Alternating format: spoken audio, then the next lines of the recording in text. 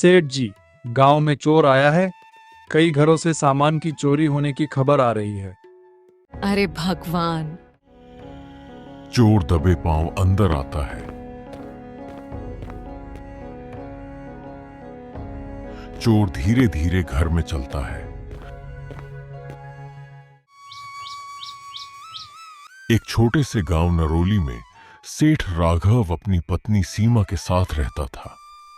राघव बहुत चतुर था। वह हर समस्या का हल अपनी समझदारी से निकाल लेता था।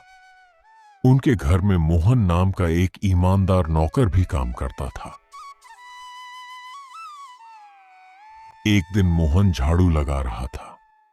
सेठ जी, आज सारा काम जल्दी पूरा कर दूंगा। वाह मोहन, तुम तो बहुत मेहनती हो। मोहन, पहले खाना खा लो फिर काम कर लेना। धन्यवाद मालकिन, बस थोड़ा सा काम और रह गया है, इसे और कर लेता हूँ, फिर खा लूंगा। मोहन गरीब था, लेकिन उसका दिल बहुत साफ था। वह हमेशा ईमानदारी से काम करता था। एक बार गांव में चोरी की खबर फैलती है। गांव के लोग इधर उधर बस चोरी की ही बात कर रहे थे। एक आदमी दौड़ता हुआ आता है।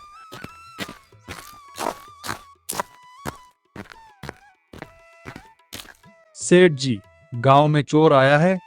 कई घरों से सामान की चोरी होने की खबर आ रही है। अरे भगवान, अब क्या होगा? ये चोर बहुत चालाक लगता है। उस रात राघव कुछ उपाय सोचता है। अंधेरी रात हो रही थी। हवा तेज चल रही है।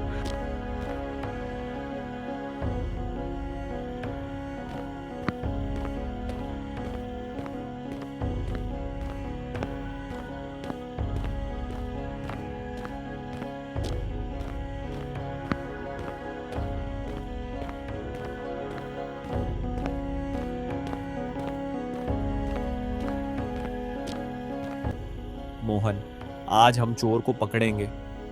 लेकिन कैसे सेठ जी? मैंने नकली सोने के सिक्कों की थैली दरवाजे के पास रख दी है। असली सिक्के सुरक्षित जगह पर ही हैं। वह चोर रात को इस सोने के सिक्कों की थैली को चुराने जरूर आएगा। वाह सेठ जी, आपकी बुद्धि कमाल है।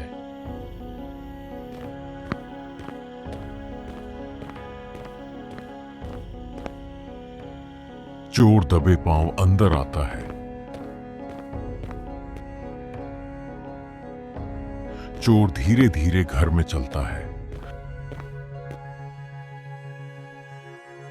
और वह उस सिक्कों की थैली को उठा लेता है। तभी मोहन, जल्दी इधर आओ। मोहन दौड़कर आता है और चोर अब डर जाता है। सिक्कों की थैली गिर जाती है। मुझे माफ कर दो। अब तुम बच नहीं सकते। चोर रोने लगता है। मेरे घर में खाने को कुछ नहीं था, इसलिए चोरी करने आया था। मुझे माफ कर दीजिए। मैं आगे से कभी चोरी नहीं करूंगा।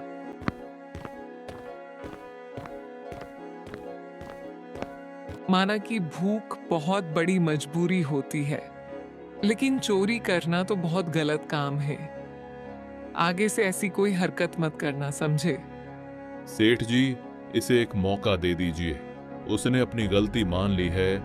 राघव शांत होकर सोचता है।